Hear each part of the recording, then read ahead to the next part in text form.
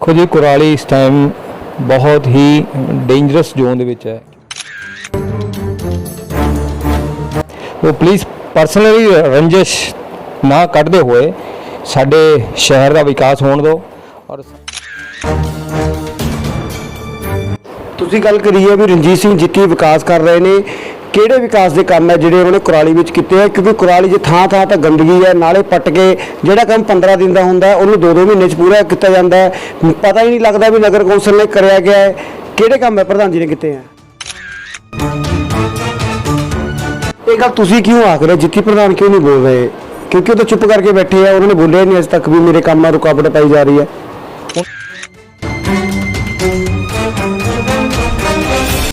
मितू जी तुसी कांग्रेस पार्टी के वफादार सिपाही हो, तो मैडम लखविंदर को गर्चा के नाल भी तुसी बहुत काम किया है, तो अजकल तुहाडी दूरी काफ़ी दिख रही है। जदों तो मैडम भाजपा में चले गए, थोड़ी गलबात हुई उस तो बाद कदे उन्हां नाल?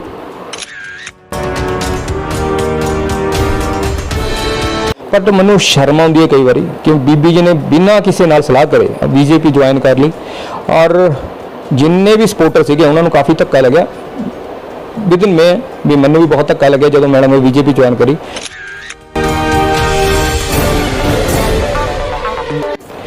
जेकर वो कैंडीडेट बनते हैं हल्का खरड़ तो बीजेपी के, की साथ दोगे? नेवर, कदे भी नहीं।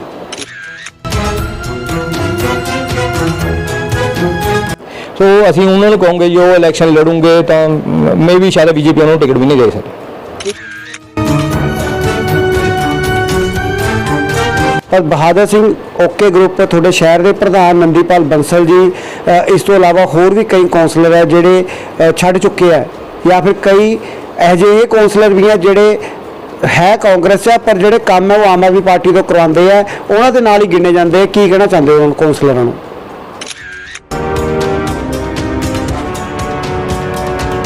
जितों तक बहादुर सिंह ओके का सवाल है, मैनू पता नहीं है भी उन्होंने क्या सोच रहे हैं, क्योंकि अज तक वो यानी कि कह सकते हैं भी सरकार के नाले रहे।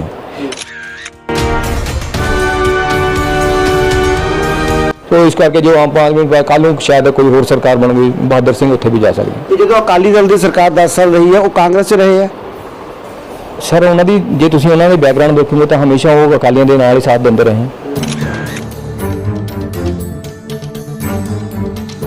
रेलवे स्टेशन के कोल एक पार्क का उद्घाटन किया गया सीगा थोड़े ही परिवार वालों, पर वो बिच ही हवा च लटक गया, पार्क खज तक नहीं बनया। की लगता है कित्थे कमी रह गई? पर काम करो, ये नहीं है भी तुसी कांग्रेस के MC पट लो जी, जय जयकार करा दो जी। सिंहपुरा रोड का देखो तुसी बुरा हाल कराते, मिट्टी सटा दी, उस तो बाद काम रुक गया। ये बेइज्जती है साडे कराली दी कि मैं समझदा बहादुर सिंह ओके दी इट्स अ ब्लंडर मिस्टेक। और कांग्रेस साहब ने मैनू लगता जल्दबाजी करती, हो सकता उन्होंने जे पार्टी ना ज्वाइन करते रुस के चाहे घर बह जाते या नाराज हो जाते या कुछ ना तुसी सहयोग करते कांग्रेसी कैंडीडेट का, तो वो कांग्रेस पार्टी और कांग्रेस साहब वास्ते बहुत वधिया होगा।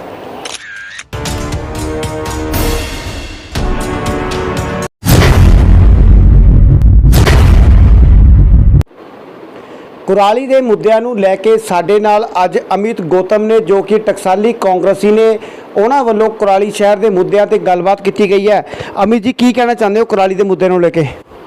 देखो जी कुराली इस टाइम बहुत ही डेंजरस जोन दे विच है, क्योंकि साडे GT प्रधान जी बहुत वधिया काम कर रहे हैं, लेकिन सरकार उन्होंने बिल्कुल भी साथ नहीं दे रही और उन्होंने कामां दे विच अड़चन पा रही है, जो कि साडे शहर वासियों वास्ते बहुत परेशानी का घर बनया हुआ है।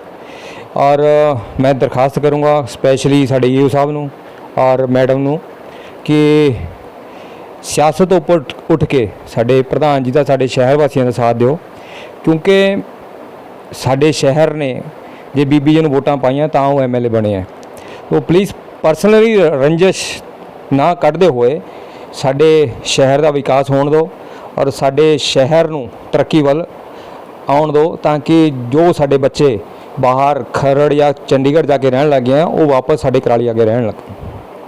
तुसी गल करी है भी रणजीत सिंह जित्ती विकास कर रहे ने, किहड़े विकास के काम है जिहड़े उन्होंने कुराली विच कीते हैं? क्योंकि कुराली 'च थां थां तां गंदगी है, नाले पट के जिहड़ा काम 15 दिन का हुंदा है उन्होंने 2-2 महीने च पूरा किया जाता है। पता ही नहीं लगता भी नगर कौंसल ने कराया गया है। किहड़े काम है प्रधान जी ने कीते हैं? देखो ਜਿਹੜੀ ਗੱਲ ਤੁਸੀਂ ਕਹੀ ਹੈ ਵੀ ਨਗਰ ਕੌਂਸਲ ਨੇ ਨਾਲੇ ਪੱਟ ਕੇ 2 ਮਹੀਨੇ ਜਾਂ 3 ਮਹੀਨੇ ਟਾਈਮ ਲਾਇਆ ਹੈ, ਉਹਦੇ ਵਿੱਚ ਉਹਨਾਂ ਦੀ ਕੋਈ ਗਲਤੀ ਨਹੀਂ ਹੈ। ਉਹਨਾਂ ਦੇ ਕੰਮਾਂ ਦੇ ਵਿੱਚ ਹਰ ਪਾਸੇ ਅੜਚਨ ਪਾਈ ਜਾ ਰਹੀ ਹੈ ਸਰਕਾਰ ਵੱਲੋਂ, ਔਰ ਉਹਨਾਂ ਦੇ ਕੰਮਾਂ ਨੂੰ ਜਦੋਂ ਉਹ ਸ਼ੁਰੂ ਕਰਦੇ ਆ ਉਹਨਾਂ ਵਿੱਚ ਅੜਚਨ ਪਾ ਕੇ ਉਹਨਾਂ ਨੂੰ ਕੰਮਾਂ ਨੂੰ ਰੋਕਿਆ ਜਾਂਦਾ। ਔਰ ਜੇ ਤੁਸੀਂ ਕਹੋ ਵੀ ਉਹਨਾਂ ਨੇ ਕਰਿਆ ਕਿਆ, ਸਾਡੇ ਮਾਰਕੀਟ ਕਮੇਟੀ ਦੇ ਨਾਲੇ ਸਾਡੇ ਚੌਂਕ ਦੇ ਵਿੱਚ ਮੈਂ ਵੀ ਸ਼ਾਇਦ 20-25 ਸਾਲ ਤੋਂ ਕਿਸੇ ਨੇ ਸਫਾਈ ਨਹੀਂ ਕਰਾਈ। ਉਸ ਤੋਂ ਬਾਅਦ ਉਹਨਾਂ ਦੀ ਜਦੋਂ ਮਿਊਨਿਸਪੈਲਿਟੀ ਬਣੀ ਹੈ, ਸਾਡੇ MC ਸਾਹਿਬਾਨਾਂ ਨੇ ਸਾਰਿਆਂ ਨੇ ਰਲ ਕੇ ward number 2, ward number 15, ward number 14 ਨੇ ਰਲ ਕੇ ਉਹ ਨਾਲਿਆਂ ਦੀ ਸਫਾਈ ਕਰਾਈ ਹੈ, ਔਰ ਨਾਲ ਲੱਗਦੇ ਹੀ ਉਹਨਾਂ ਨਾਲਿਆਂ ਨੂੰ ਪੱਕਾ ਕਰਾਇਆ। ਪਰ ਜੇ ਕਹੋ ਵੀ ਤੁਸੀਂ ਨਾਲੇ ਪੱਟ ਕੇ ਦੁਆਰ ਦੇ ਪਾਈਪਾਂ ਪਾ ਕੇ ਕੰਮ ਰੋਕਣ ਦਾ ਕੰਮ ਸਰਕਾਰ ਵੱਲੋਂ ਹੋ ਰਿਹਾ ਹੈ, ਨਾ ਕਿ ਜੀਤੀ ਪ੍ਰਧਾਨ ਜੀ ਵੱਲੋਂ ਹੋ ਰਿਹਾ। ਇਹ ਗੱਲ ਤੁਸੀਂ ਕਿਉਂ ਆਖ ਰਹੇ, ਜਿੱਤੀ ਪ੍ਰਧਾਨ ਕਿਉਂ ਨਹੀਂ ਬੋਲ ਰਹੇ? ਕਿਉਂਕਿ ਉਹ ਤਾਂ ਚੁੱਪ ਕਰਕੇ ਬੈਠੇ ਆ, ਉਹਨਾਂ ਨੇ ਬੋਲਿਆ ਨਹੀਂ ਅਜੇ ਤੱਕ ਵੀ ਮੇਰੇ ਕੰਮਾਂ ਰੁਕਾਵਟ ਪਾਈ ਜਾ ਰਹੀ ਹੈ।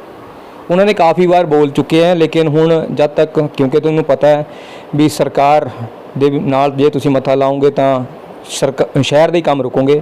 ਇਸ ਗੱਲ ਵਿੱਚ ਮੈਂ ਜੀਤੀ ਪ੍ਰਧਾਨ ਜੀ ਦੀ ਸਿਆਣਪ ਕਹੂੰਗਾ ਕਿ ਉਹਨਾਂ ਨੇ ਟਕਰਾਓ ਨਾ ਵਧਾਉਂਦੇ ਹੋਏ ਸ਼ਾਂਤਮਈ ਤਰੀਕੇ ਨਾਲ ਸਾਰੇ ਮਸਲੇ ਹੱਲ ਕਰਨ ਦਾ ਨਿਸ਼ਚੈ ਕੀਤਾ ਹੋਇਆ।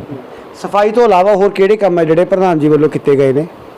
ਪ੍ਰਧਾਨ ਜੀ ਨੇ ਕਮਿਊਨਿਟੀ ਸੈਂਟਰ ਮਹਾਰਾਣਾ ਪ੍ਰਤਾਪ ਜੋ ਬਣਾਇਆ, ਸਾਡੇ ਰਾਜਪੂਤ ਸਭਾ ਦਾ ਮਾਣ ਵਧਾਇਆ, ਔਰ ਕਾਫੀ ਜੋ ਸਫਾਈ ਵੱਲ ਉਹਨਾਂ ਨੇ ਵਿਸ਼ੇਸ਼ ਧਿਆਨ ਦੇ ਰਹੇ ਹੈ।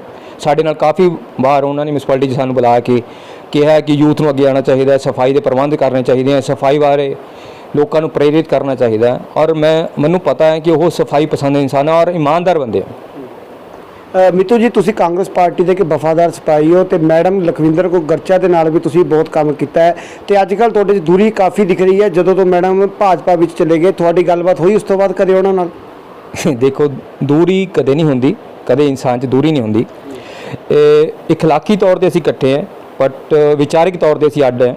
ਜਦੋਂ ਤੱਕ ਉਹ ਕਾਂਗਰਸ 'ਚ ਸੀਗੇ, ਕਾਂਗਰਸ 'ਚ ਅਸੀਂ ਸਰਦਾਰ ਜਗਮੋਹਨ ਸਿੰਘ ਕੰਗ ਦੇ ਸਤਾਏ ਹੋਏ ਉਹਨਾਂ ਨਾਲ ਗਏ ਸੀਗੇ ਕਿ ਸਾਨੂੰ ਹੋਪ ਸੀਗੀ ਕਿ ਕਾਂਗਰਸ ਪਾਰਟੀ ਦੇ ਵਰਕਰ ਨੂੰ ਉਹ ਪੁੱਛੂਗੇ।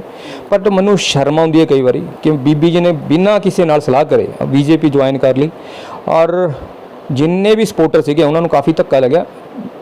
ਵਿਦਨ ਮੈਂ ਵੀ ਮੈਨੂੰ ਵੀ ਬਹੁਤ ਧੱਕਾ ਲੱਗਿਆ ਜਦੋਂ ਮੈਡਮ ਨੇ BJP ਜੁਆਇਨ ਕਰੀ, ਕਿਉਂਕਿ ਅਸੀਂ ਸਟੇਜਾਂ 'ਤੇ ਖੜ੍ਹ ਕੇ BJP ਨੂੰ ਤੂੰ ਮੈਂ ਹੁੰਦੇ ਰਹੇ ਹਾਂ ਔਰ BJP ਸਰਕਾਰ ਨੂੰ ਕੋਸਦੇ ਰਹੇ ਹਾਂ। 2019 ਦੇ ਵਿੱਚ ਅਸੀਂ ਇਕੱਠਿਆਂ ਨੇ ਕੰਪੇਨ ਕਰੀ ਹੈ, BJP ਦੇ ਖਿਲਾਫ ਅਸੀਂ ਪੂਰਾ ਡਟ ਕੇ ਭਾਸ਼ਣ ਦਿੱਤੇ ਹੈ, ਚਾਹੇ ਉਹਨਾਂ ਦਾ ਵਿਰੋਧ ਕਰਿਆ। ਅਸੀਂ ਕਿੱਦਾਂ ਇੱਕ ਸਟੇਜ 'ਤੇ ਬੈਠ ਕੇ ਉਹਨਾਂ ਨਾਲ ਵਿਚਾਰ ਸਾਂਝੇ ਕਰਾਂ? ਸੋ ਇਹ ਮੈਂ ਸਮਝਦਾ ਵੀ ਬੀਬੀ ਜੀ ਦੀ, ਮੈਂ ਤਾਂ ਨਹੀਂ ਸਮਝਦਾ ਕਿਆ ਮਜਬੂਰੀ ਸੀ, ਬਟ ਇਹ ਬਹੁਤ ਬੜੀ ਗਲਤੀ ਹੈ। ਜੇਕਰ ਉਹ ਕੈਂਡੀਡੇਟ ਬਣਦੇ ਹਲਕਾ ਖਰੜ ਤੋਂ BJP ਦੇ, ਕੀ ਸਾਥ ਦਿਓਗੇ? ਨੈਵਰ, ਕਦੇ ਵੀ ਨਹੀਂ, ਕਿਉਂਕਿ ਸਾਡੀ ਪਾਰਟੀ ਸਾਡੇ ਬਜ਼ੁਰਗਾਂ ਦੀ ਪਾਰਟੀ ਹੈ। ਸਾਡੇ ਦਾਦਾ ਜੀ ਨੇ ਇਸ ਪਾਰਟੀ ਵਾਸਤੇ ਬਹੁਤ ਕੰਮ ਕਰਿਆ, ਸਾਡੇ ਤਾਇਆ ਜੀ ਨੇ, ਸਾਡੀ ਫੈਮਿਲੀ ਹੁਣ ਕਰ ਰਹੀ ਹੈ, ਮੇਰਾ ਭਾਈ ਕਰ ਰਿਹਾ। ਉਹ ਮੈਂ ਸਿਰਫ ਬੀਬੀ ਜੀ ਕਰਕੇ ਆਪਣੀ ਪਾਰਟੀ ਨਹੀਂ ਛੱਡ ਸਕਦਾ, ਸੌਰੀ ਸਾਡੇ ਨਾਲ, ਕਿਉਂਕਿ ਉਹਨਾਂ ਨੇ BJP 'ਚ ਜਾਣ ਤੋਂ ਪਹਿਲਾਂ ਕਿਤੇ ਕਿਸੇ ਨਾਲ ਸਲਾਹ ਹੀ ਨਹੀਂ ਕਰੀ। ਸੋ ਅਸੀਂ ਉਹਨਾਂ ਨੂੰ ਕਹੋਗੇ ਜੋ ਇਲੈਕਸ਼ਨ ਲੜੂਗੇ ਤਾਂ ਮੈਂ ਵੀ ਸ਼ਾਇਦ BJP ਉਹਨਾਂ ਨੂੰ ਟਿਕਟ ਵੀ ਨਹੀਂ ਦੇ ਸਕਦੀ। ਕੀ ਕਾਰਨ ਹੋ ਸਕਦਾ ਟਿਕਟ ਨਾ ਦੇਵੇ ਉਹਨਾਂ ਨੂੰ? ਕਿਉਂਕਿ BJP ਕੋਲ ਪੁਰਾਣੇ ਆਪਣੇ ਬਹੁਤ ਵਫਾਦਾਰ ਸਿਪਾਹੀ ਬੈਠੇ ਹਨ। ਜੇ ਉਹ ਕਹੂੰਗੇ ਕਿ BJP ਦਾ ਮੈਡਮ ਨੂੰ ਟਿਕਟ ਦੂੰਗੇ ਤਾਂ ਮੈਂ ਵੀ ਸ਼ਾਇਦ BJP ਕੋਲ ਕੁਛ ਹੈ ਹੀ ਨਹੀਂ ਖਰੜ ਦੇ ਵਿੱਚ, ਉਹ ਵੀ ਸਿਰਫ ਮੰਗਵੇਂ ਆਧਾਰੇ ਉਮੀਦਵਾਰ ਮੰਗ ਰਹੇ ਹਨ, ਉਹ ਤਾਂ ਕੁਛ ਨਹੀਂ, ਨਥਿੰਗ। ਤੁਸੀਂ ਕਾਂਗਰਸ ਪਾਰਟੀ ਦੀ ਗੱਲ ਕਰੀ ਹੈ, ਪੰਜਾਬ ਦੇ ਵਿੱਚ ਜਦੋਂ ਇਹ ਰਾਜਾ ਵੜਿੰਗ ਬਣੇ ਹੈ, ਜਾਂ ਤੁਸੀਂ ਆਪਾਂ ਮੋਹਾਲੀ ਜ਼ਿਲ੍ਹੇ ਦੀ ਗੱਲ ਕਰ ਲੈਂਦੇ ਹਾਂ, ਪੰਜਾਬ ਦੀ ਛੱਡ ਦਿੰਦੇ ਹਾਂ। ਮੋਹਾਲੀ ਜ਼ਿਲ੍ਹੇ 'ਚ ਜਦੋਂ ਦੀ ਜੀਤੀ ਪ੍ਰਧਾਨ ਜੀ ਬਣੇ, 24 ਕੌਂਸਲਰ ਜਿਹੜੇ ਕਾਂਗਰਸ ਦੇ ਹੈ ਉਹ ਛੱਡ ਕੇ ਵੱਖ-ਵੱਖ ਪਾਰਟੀਆਂ ਚਲੇ ਗਏ। ਕੋਈ ਆਮ ਆਦਮੀ ਪਾਰਟੀ ਚਲੇ ਗਿਆ, ਕੋਈ BJP ਚਲੇ ਗਿਆ। ਕੀ ਕਾਰਨ ਮੰਨਦੇ ਹੋ? ਕਿ ਕਮਜ਼ੋਰ ਜ਼ਿਲ੍ਹਾ ਪ੍ਰਧਾਨ ਮਿਲਿਆ? ਨਹੀਂ, ਇੱਦਾਂ ਨਹੀਂ ਕਹਿ ਸਕਦੇ ਅਸੀਂ ਕਿ ਕਮਜ਼ੋਰ ਪ੍ਰਧਾਨ ਹੈ, ਕਿਉਂਕਿ ਇਸ ਤੋਂ ਪਹਿਲਾਂ ਢਿੱਲੋਂ ਸਾਹਿਬ ਤੇ ਉਹਨਾਂ ਨੇ ਵੀ ਕਦੇ ਰਾਬਤਾ ਨਹੀਂ ਕਰਿਆ।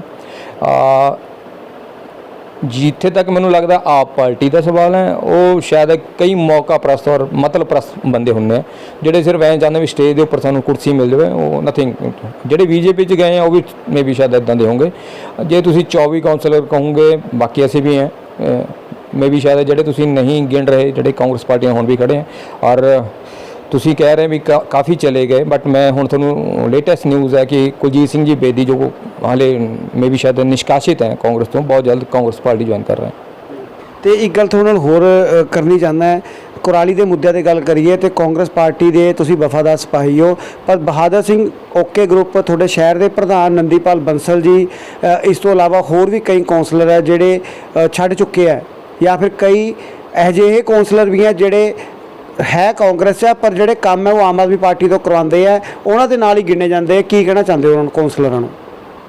देखो नंदीपाल बांसल जी बड़े ही भावुक इंसान है, बड़े ईमानदार बंदे हैं। ਮੈਨੂੰ नहीं पता उन्होंने किहड़ी मजबूरी सी वो कांग्रेस पार्टी छड्ड के चले गए, पर मैनू लगता भी उन्होंने बहुत बड़ी गलती करी है।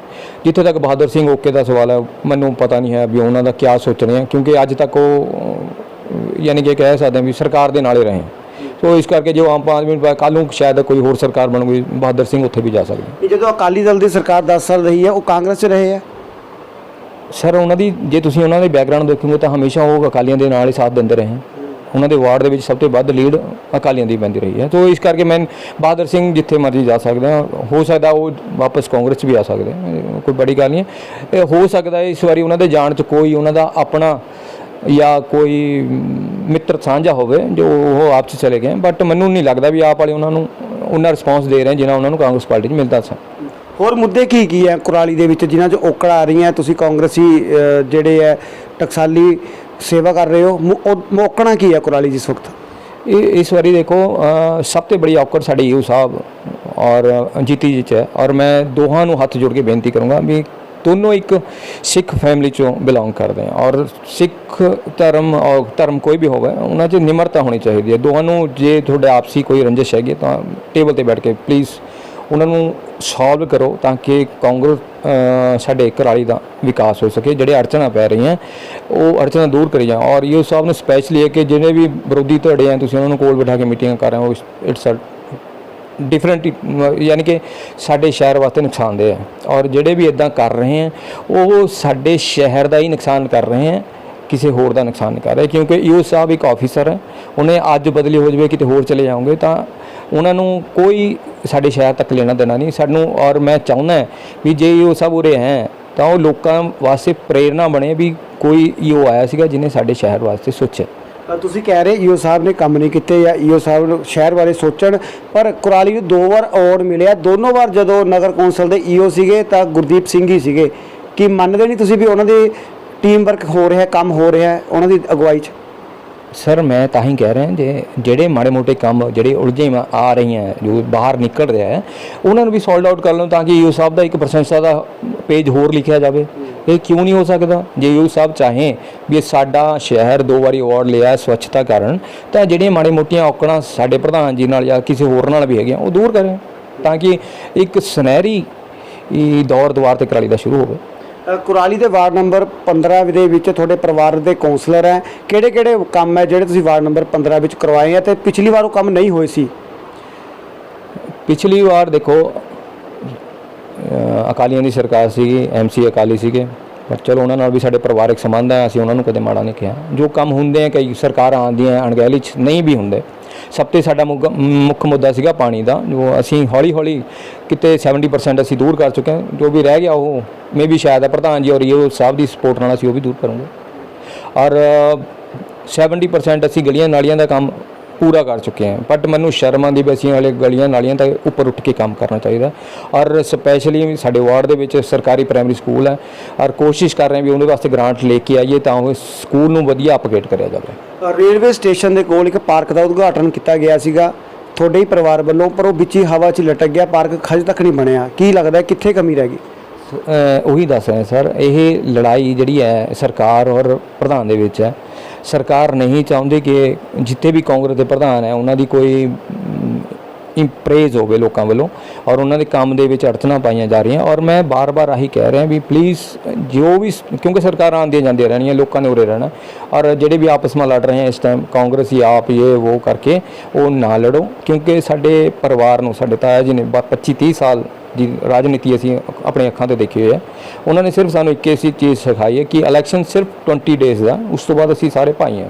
ਔਰ ਜੇ ਉਸ ਤੋਂ ਬਾਅਦ ਵੀ ਅਸੀਂ ਲੜੂਗੇ ਤਾਂ ਅਸੀਂ ਮੂਰਖ ਹਾਂ, ਕਿਉਂਕਿ ਅਸੀਂ ਉਹਨਾਂ ਲੋਕਾਂ ਵਿੱਚ ਸ਼ੁਮਾਰ ਨਹੀਂ ਹੋਣਾ ਜਿਹੜੇ ਅਨਪੜ੍ਹ ਹੈ। ਅਸੀਂ ਆਪਣੇ ਘਰਾਲੇ ਨੂੰ ਇੱਕ ਪੜ੍ਹੇ ਲਿਖੇ ਸ਼ਹਿਰ ਦੇ ਤੌਰ ਤੇ ਵਿਕਸਿਤ ਕਰਨਾ ਚਾਹੁੰਦੇ ਹਾਂ। ਔਰ ਮੈਂ ਚਾਹੁੰਦਾ ਕਿ ਹਰੇਕ ਬੰਦਾ, ਹਰ ਯੂਥ ਜਿਹੜੀ ਮਰਜ਼ੀ ਪਾਰਟੀ ਦਾ ਹੋਵੇ, ਕਾਂਗਰਸੀ ਹੋਵੇ, ਅਕਾਲੀ ਹੋਵੇ, ਆਪ ਹੋਵੇ, ਆਪ ਆਪਸ 'ਚ ਲੜਨਾ ਬੰਦ ਕਰੋ ਪਲੀਜ਼।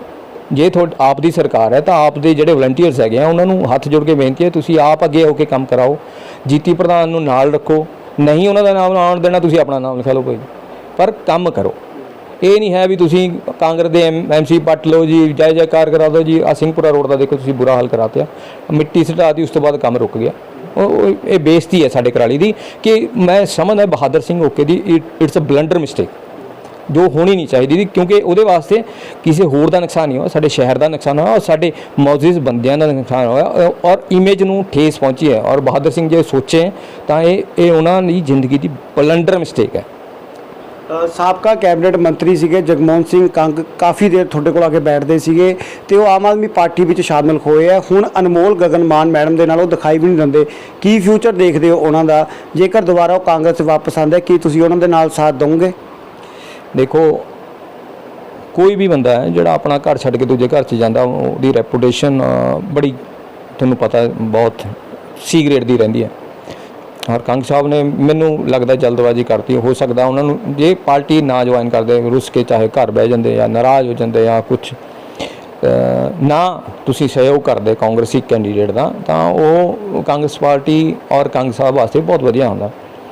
ਔਰ ਜਿੱਥੇ ਤੱਕ ਰਹੀ ਉਹ ਕੰਗ ਸਾਹਿਬ ਅਨਮੋਲ ਗਗਨ ਮਾਨ ਨਾਲ ਨਹੀਂ ਦਿਖਦੇ। ਤੁਹਾਨੂੰ ਪਤਾ ਵੀ ਕੋਈ ਵੀ ਪਾਰਟੀ ਇੱਦਾਂ ਕਿਸੇ ਨੂੰ ਪਲੇਟਫਾਰਮ ਨਹੀਂ ਦਿੰਦੀ ਗਰੋਥ ਕਰਨੇ ਦਾ।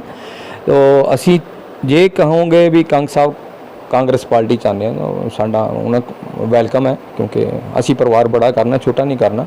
ਔਰ ਕਾਂਗਰਸ ਪਾਰਟੀ ਇੱਕ ਇਹੋ ਜਿਹੀ ਪਾਰਟੀ ਹੈ, ਇੱਥੇ ਆਇਆਂ ਦਾ ਵੀ ਨਹੀਂ ਪਤਾ ਲੱਗਦਾ, ਗਿਆਂ ਦਾ ਵੀ ਨਹੀਂ ਪਤਾ ਲੱਗਦਾ। ਔਰ ਸਾਡੇ ਪ੍ਰਧਾਨ ਜੀ ਰਾਹੁਲ ਗਾਂਧੀ ਨੇ ਸਾਨੂੰ ਇੱਕ ਹੀ ਚੀਜ਼ ਸਿਖਾਈ ਹੈ, ਹੱਥ ਖੋਲ੍ਹ ਕੇ ਸਭ ਦਾ ਸਵਾਗਤ ਕਰੋ, ਕਿਸੇ ਨੂੰ ਜਾਣ ਨਾ ਦਿਓ ਪਲੀਜ਼। ਜੇ ਕੰਗ ਸਾਹਿਬ ਆਉਂਦੇ, ਸਾਡਾ ਵੈਲਕਮ ਹਮੇਸ਼ਾ ਉਹਦੇ ਨਾਲ ਹੋਊਗਾ। ਇਹ ਸਨ ਸੀਨੀਅਰ ਕਾਂਗਰਸੀ ਟਕਸਾਲੀ ਆਗੂ ਅਮਿਤ ਗੌਤਮ ਜੀ ਤੇ ਇਹਨਾਂ ਕਿਹਾ ਕਿ ਜੇਕਰ ਸਾਬਕਾ ਕੈਬਨਿਟ ਮੰਤਰੀ ਜਗਮੋਹਨ ਸਿੰਘ ਕੰਗ ਫਿਰ ਤੋਂ ਕਾਂਗਰਸ ਪਾਰਟੀ ਦੇ ਵਿੱਚ ਆਉਂਦੇ ਨੇ ਤੇ ਉਹਨਾਂ ਦਾ ਸਵਾਗਤ ਹੈ। ਨਾਲ ਹੀ ਇਹਨਾਂ ਨੇ ਕੁਰਾਲੀ ਦੇ ਮੁੱਦਿਆਂ ਦੇ ਵੀ ਵਿਚਾਰ ਚਰਚਾ ਕੀਤੀ ਹੈ। ਤੁਸੀਂ ਦੇਖ ਰਹੇ ਹੋ ਪੰਜਾਬ ਖਬਰਨਾਮਾ ਤੇ ਮੈਂ ਹਾਂ ਤੁਹਾਡਾ ਆਪਣਾ ਅਰੁਣ ਕੁਰਾਲੀ।